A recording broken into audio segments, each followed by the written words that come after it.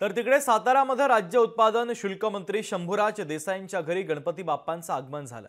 सनई चौघड्यांच्या निनादात पालखीतून गणेशाची वाजत गाजत मिरवणूक पोवई नाक्यावरील निवासस्थानापर्यंत काढण्यात आली। यावेळेस गणरायाच्या कृपेनेच मला मंत्री होण्याची संधी मिळाली आहे, तसंच आगामी काळात एकनाथ शिंदे हेच महाराष्ट्राचे मुख्यमंत्री व्हावे असं साकडं त्यांनी श्री गणेशाच्या चरणी घातले।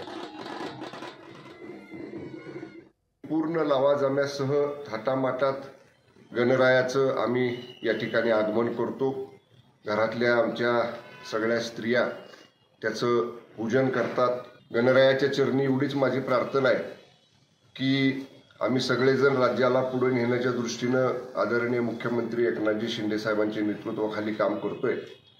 गणरायाचा आशीर्वाद आमच्या महायुती सरकारमध्ये राहावा आणि पुढच्या वर्षी परत एकदा माननीय शिंदे साहेब मुख्यमंत्री असतानाच हा गणेशोत्सव साजरा करण्याची संधी आशीर्वाद गणरायानं आम्हाला द्यावा अशी गणरायाच्या चरणी मी प्रार्थना करतो।